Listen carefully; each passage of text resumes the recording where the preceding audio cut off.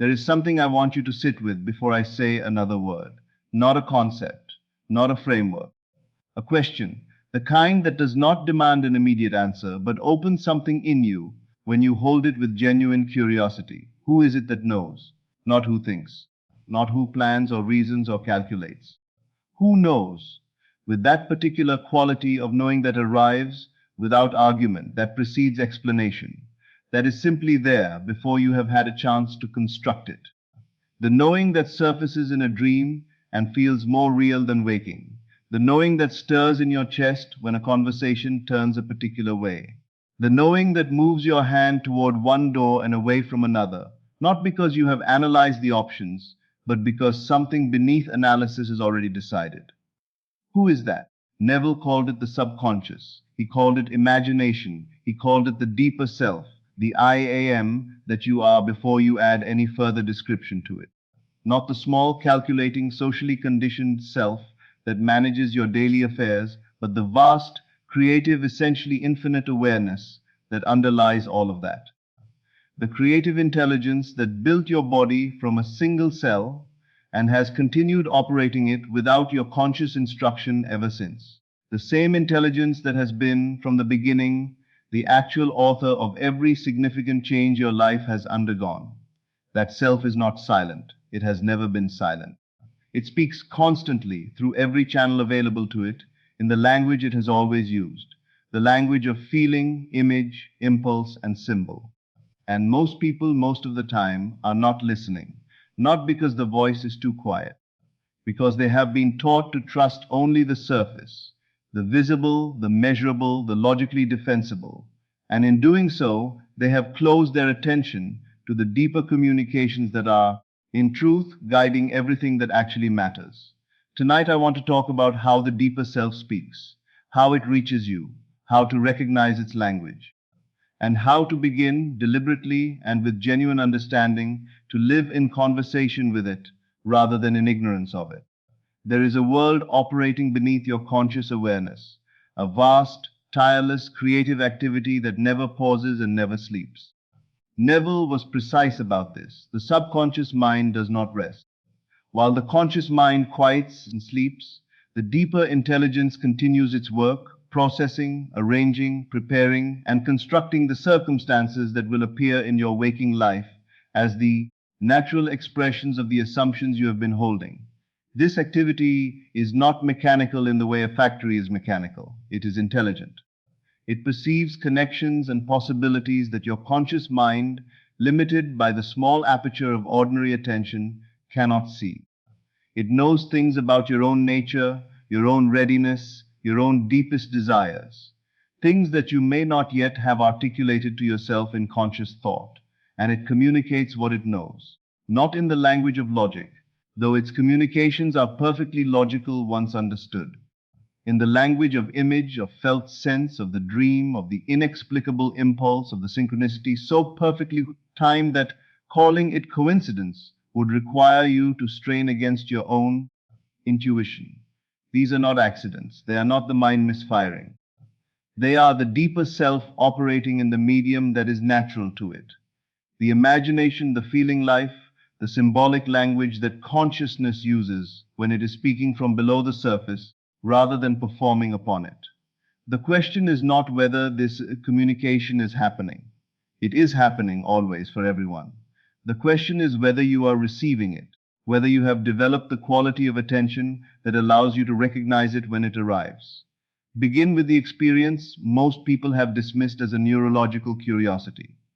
Deja vu. The uncanny, unmistakable feeling of having been precisely here before, in this conversation, at this intersection, in this exact quality of afternoon light. The recognition so specific and so immediate that it cannot be traced to ordinary memory. What is actually happening in these moments? Neville taught that all experience originates in consciousness before it appears in the physical world. The subconscious, working from the assumptions you carry, constructs your experience in advance of your living it, arranges the circumstances, prepares the encounters, orchestrates the sequences that will bring your inner state into outer form. The conscious mind then walks into what the deeper self has already built, experiencing it as something new. Deja vu is the rare moment when the membrane between these two processes becomes briefly transparent, when the recognition of the deeper self's prior knowing surfaces into conscious awareness. You feel you have been here before, because in the most operative sense, you have in the imaginative realm where your experience was first formed. But there is something more practically useful here than the explanation. When deja vu occurs, your deeper self is drawing your attention to this moment specifically. Whatever is happening, whoever is present, whatever is being said or felt, something in this configuration is significant, not in a vague, mystical way. In the specific sense that the assumption you are holding, the state you are inhabiting, is finding expression in what surrounds you right now. The deeper self is pointing. Look here. Pay attention to this. Do not rush past it. Do not explain it away. Pause. Look around you with genuine curiosity. Something in this moment is teaching you something about the relationship between your inner world and the outer one. Let it speak. There are moments, and I believe everyone reading this has experienced them, whether or not they have found a language for them, when the world arranges itself around your inner life with a precision that cannot be reasonably attributed to chance. You think of a person you have not thought of in months, and within hours they reach you. You are sitting with a question you have not voiced to anyone, and a stranger says, in an entirely different context, precisely the words that answer it. You need a resource, and it appears through a channel you would never have thought to look. These are what Neville called the bridge of incidents, the sequence of events that consciousness arranges between the assumption of a desire and its fulfillment. They are not miracles. They are the operation of a law. When you hold a specific state of consciousness, when you assume something to be true with genuine feeling, the world begins to rearrange itself to confirm that assumption. The subconscious, which is not bounded by ordinary space and time in the way the conscious mind is, begins moving the pieces.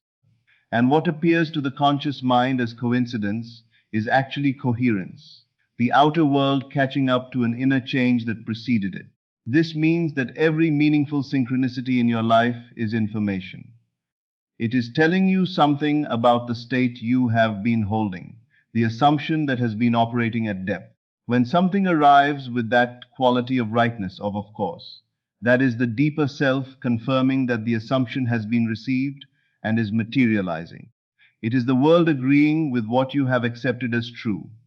The right response to synchronicity is not merely gratitude, though gratitude is appropriate. It is attention, the careful, curious attention of someone learning to read the correspondence between their inner life and its outer expressions. Each synchronicity is a data point. Over time, they reveal the shape of what you have been assuming, and therefore the shape of what is being built. Sleep is not a suspension of consciousness. It is a deepening of it.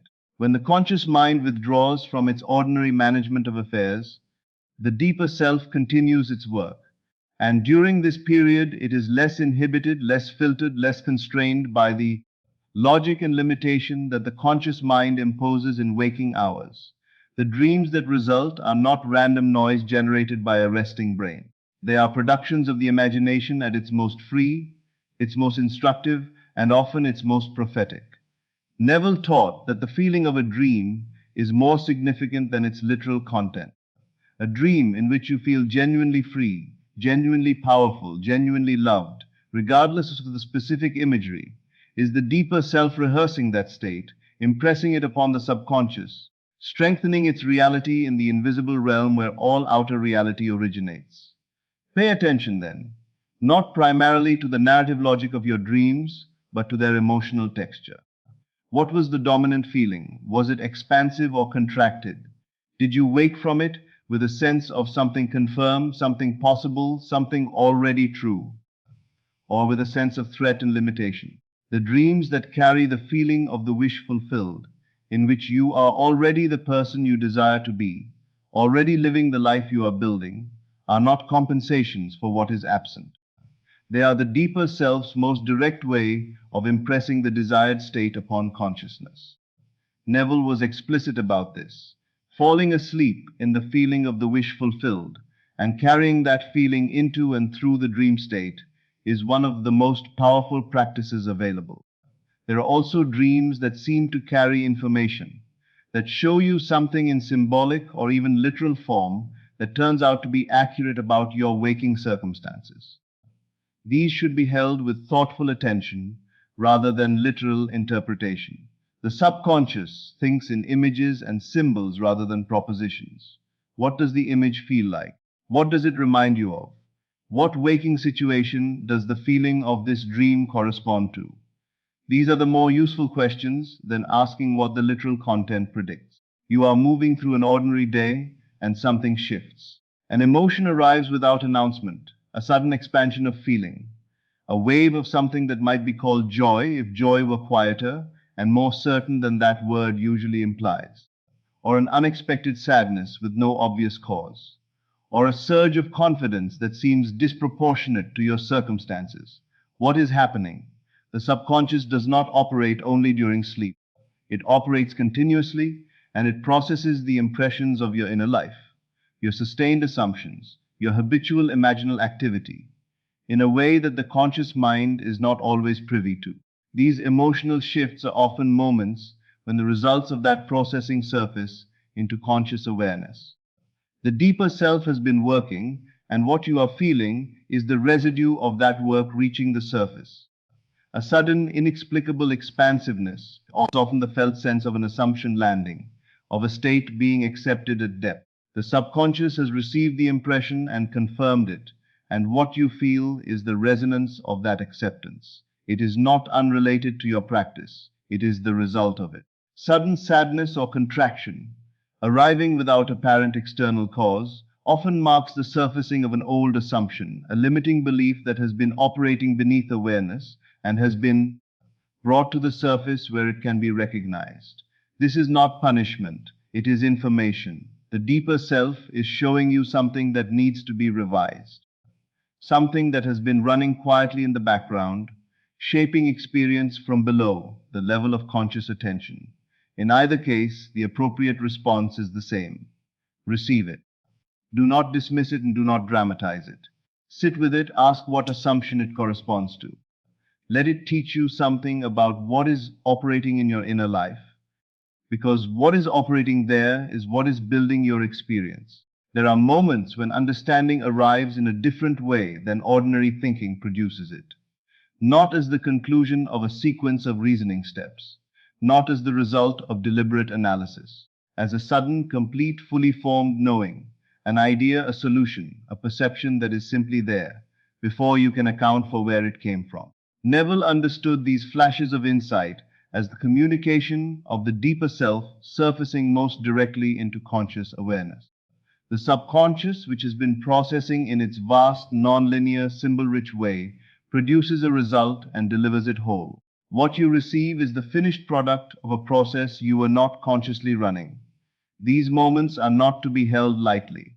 When a genuine insight arrives with that particular quality, complete, clear, and carrying a kind of self-evident rightness that does not require argument, it is the deepest available communication between your conscious mind and the creative intelligence that underlies it. Trust it. Write it down immediately, before the conscious mind begins to edit it. Act on it before doubt has the chance to dismantle it. The people who are most consistently guided, who seem to move through lives with an uncanny ability to be in the right place, to make the right connections, to know what to do when they need to know it, have typically not found a superior source of external information. They have learned to receive the interior one.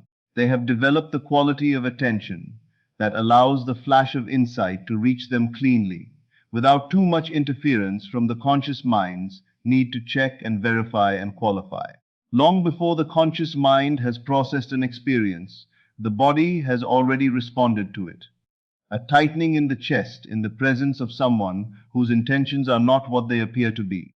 A loosening, an opening, when you are moving in the direction of your desire.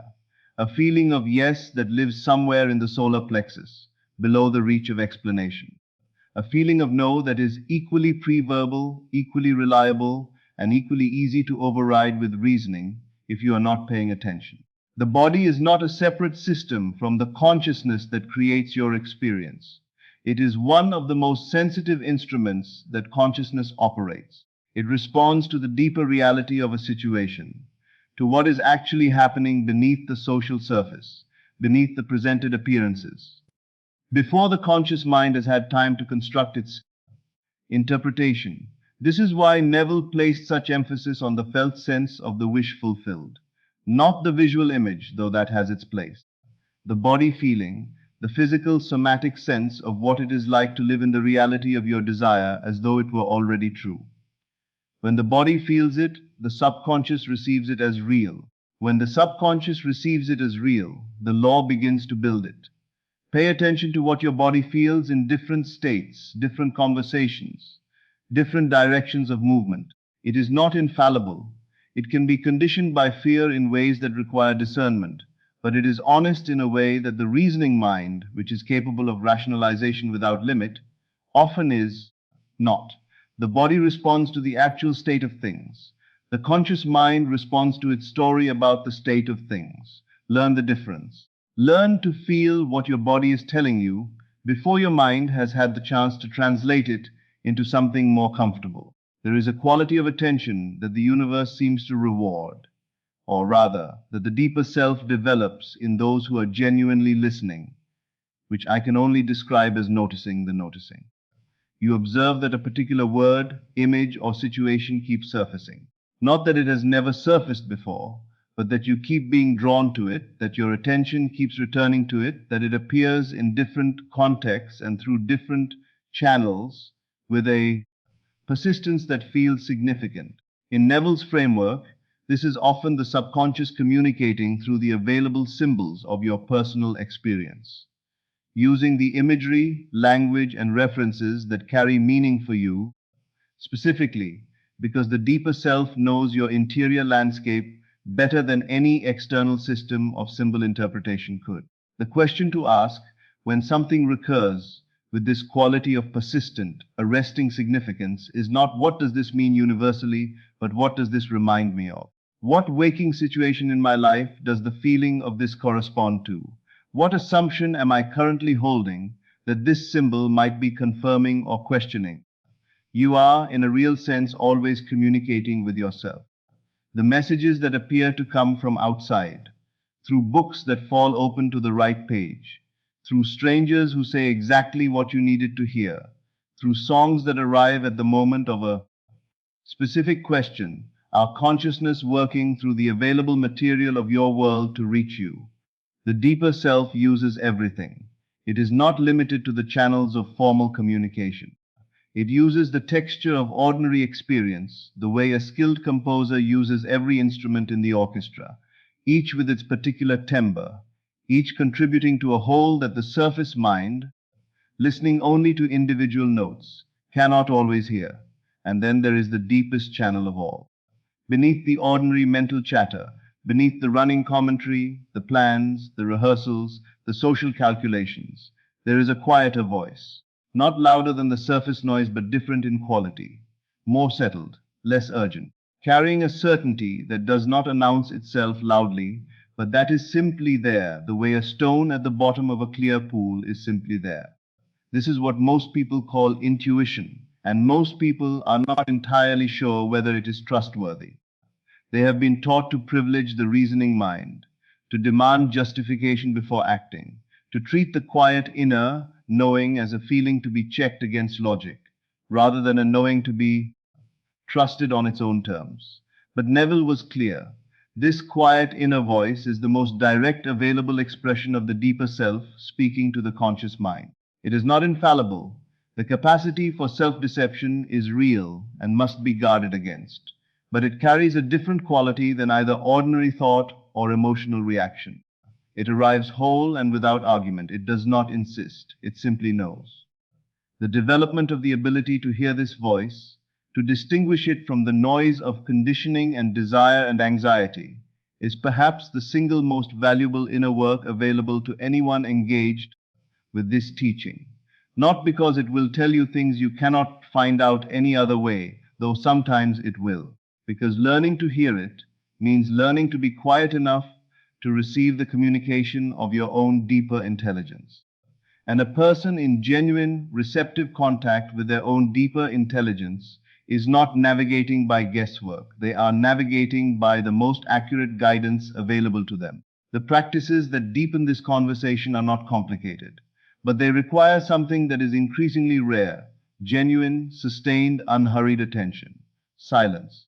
Not the absence of sound, but the deliberate withdrawal of attention from the surface activity of the mind. Even a few minutes each day of sitting without an agenda, without consuming, without producing, simply being present with what is, opens the channel. The deeper self does not need to shout when you are quiet. The hypnagogic threshold. The moments between waking and sleeping are, as Neville repeatedly emphasized, among the most powerful available for communication with the deeper self. The conscious mind's filtering activity relaxes. The deeper intelligence is accessible. What you bring to those moments, what assumption you carry into sleep, what feeling you inhabit as consciousness, loosens its grip on ordinary reality, passes into the subconscious with unusual directness and depth. Written reflection. There is something in the act of writing freely, without editing, without knowing where the sentence will end when it begins, that invites the deeper self to participate. Many people have had the experience of writing something that surprised them, that seemed to come through rather than from them. This is not metaphorical. The hand moving across the page creates a kind of openness, a receptivity that allows material from below the conscious surface to arrive. Keep a record of what comes. Read it later with attention to what you did not know you knew. Acting on the impulse. The deeper self learns, through your behavior, whether or not it is worth communicating. When you receive a clear inner prompting and act on it, not blindly, but with trust, you are teaching yourself that you can be relied upon to receive and honor the communication. When you consistently override or ignore the prompting, the channel does not close, but it grows quieter from your end. Act on the subtle signals when they arise, even in small things. This is how the larger communications eventually come through. The revision practice. Neville taught that you can revise your day, can return, in imagination, to a moment that went wrong and replay it as you wish it had gone, until the new version is the one your imagination accepts as real. This is not pretending the past was different. It is recognizing that the past is, in consciousness, still available to be worked with, that the subconscious holds it as a living impression, not a fixed record, and choosing to change the impression. This practice, done regularly, clears the residue of past negative assumptions and replaces them with the impressions that correspond to the life you are building. I want to leave you with this because it is perhaps the most important thing I can say. You have not been disconnected from your deeper self. You have not failed to receive its guidance. You have been receiving it continuously, all your life, in every dream that left a feeling on waking, in every impulse you followed or did not follow, in every moment of knowing that preceded explanation, in every synchronicity that arrived with that specific quality of inevitability. The deeper self has never stopped speaking. You have simply not always been taught to listen. You have been encouraged to trust the surface, the visible, the measurable, the socially validated, over the interior, the symbolic, the pre-verbal. And so you have lived, to a greater or lesser degree, at one remove from the intelligence that is most consistently aligned with your deepest good. The invitation of this teaching is not to acquire a new skill, but to recover an existing one. To come back to the quality of listening that you practiced in some form before you were taught not to. To return to the trust in inner knowing that every very young child possesses, before the culture teaches them to defer to external authority instead. Your deeper self knows you more intimately than any other possible source of guidance. It has been with you from before your first breath. It built you. It has been tending to the architecture of your experience in the invisible realm while you manage the surface. It holds, in a dimension of knowing that the conscious mind cannot fully access, the full scope of what you are capable of and what you are here to do. It has been trying to tell you this all along. Begin tonight to listen, not with straining, not with the anxious grasping attention of someone trying very hard to receive a message. with the easy, open, genuinely curious quality of someone who trusts that the message is already being sent and that their only task is to be still enough to receive it. Because you are, and it is. Good evening. May you carry into sleep tonight the quiet trust of one who knows they are being guided, and may you wake tomorrow with the growing certainty that you have always been in conversation with the wisest voice available to you, your own. This is Neville Lectures. I'll see you again in the next video.